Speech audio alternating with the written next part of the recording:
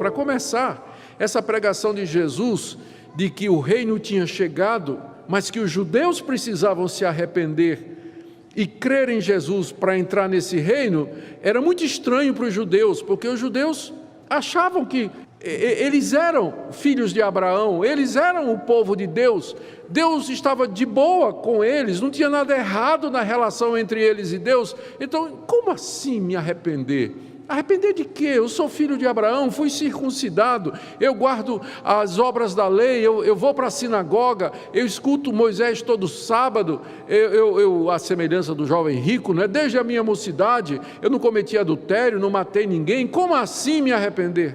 É que os judeus e Jesus tinham duas diferentes concepções do que era o reino de Deus e como ele haveria de vir. E isso aqui é importante para que nós entendamos.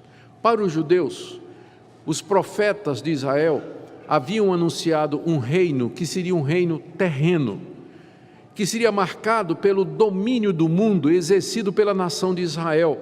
Quando o Messias viesse, era um Messias guerreiro, montado num cavalo, liderando exércitos poderosos que libertaria a nação de Israel e faria com que a nação de Israel, que agora estava debaixo do jugo dos romanos, se tornasse a principal nação da terra.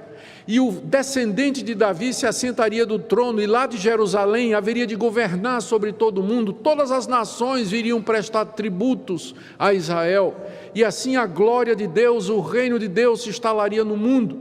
Deus derramaria o seu espírito sobre todas as nações, e aí haveria um reino de paz, que os judeus chamavam de o Shalom. Shalom significa paz, esse período de paz e prosperidade. Ou seja, eles entendiam que a vinda do Messias era uma só. Mas o que Jesus ensina é que o reino de Deus viria em duas etapas. Na primeira etapa, o rei vem se reconciliar com seus súditos. Na primeira vez, ele vem oferecendo perdão e reconciliação. Na primeira vez, o rei vai morrer na cruz, vai dar a sua vida pelos seus, vai ser humilhado, vai ser rejeitado, vai ser morto e sepultado. Ele vem primeiro como servo, ele vem primeiro para dar sua vida por muitos. É isso que o judeu não entendia.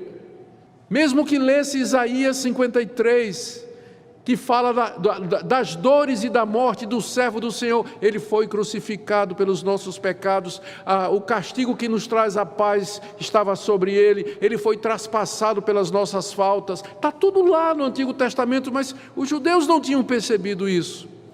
Então esse reino que Jesus anuncia, ele é em primeiro lugar um reino espiritual, é a conversão dos nossos pecados, é a humilhação pelas nossas faltas, a renúncia dos nossos pecados e a sujeição ao rei, e ele passa a governar em nossos corações, ele reina em nossos corações. Então o reino de Deus no momento, ele é de natureza espiritual, ele é invisível, ele está entre nós.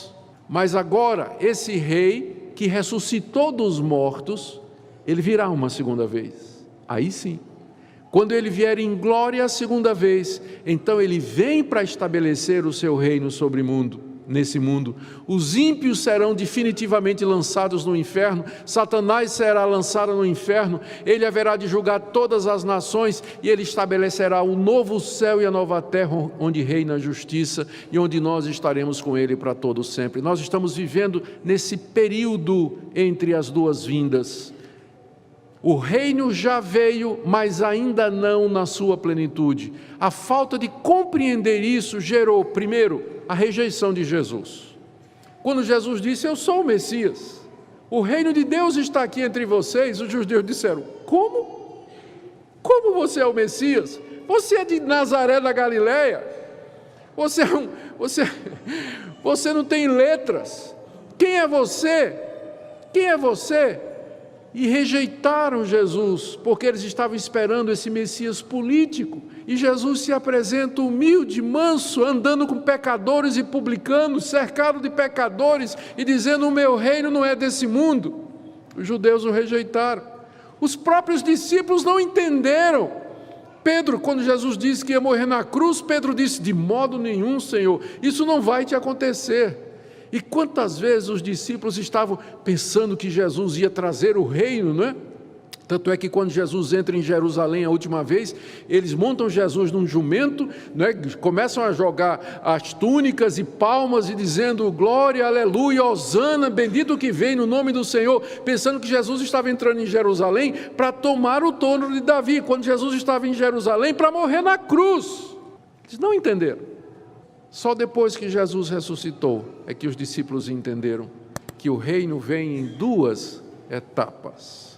A primeira, em que o rei vem como servo, para morrer pelos pecados, dar sua vida por muitos, resgatar os que são seus, nos redimir das nossas iniquidades. E na segunda, quando ele vier em glória, aí sim, para reinar sobre o mundo juntamente com aqueles que são seus. O reino de Deus já começou, já está entre nós. Os judeus continuam esperando o Messias, mas para nós, Jesus de Nazaré é o Messias e ele já inaugurou o reino de Deus aqui nesse mundo. E nós estamos aguardando a sua segunda vinda, vivendo nesse período entre as duas vindas. O já veio, mas ainda não na sua plenitude. Segunda coisa, nós aprendemos que esse reino, por enquanto, ele não consiste em manifestações terrenas, externas, políticas do domínio de Deus nesse mundo. É uma ilusão pensar que qualquer construção humana, qualquer busca da paz, qualquer política externa de paz mundial, de prosperidade mundial, equivale ao reino de Deus. Porque nessa fase, Deus está ocupado em trazer os que são seus para debaixo do seu reinado espiritual. Isso não quer dizer que a igreja não possa se envolver com as coisas externas, como política, economia e assim por diante, mas é uma utopia e é uma ilusão pensar que os homens irão construir o reino de Deus. O reino de Deus nesse mundo, a paz que nós buscamos, a justiça que nós procuramos, só acontecerão quando o rei voltar.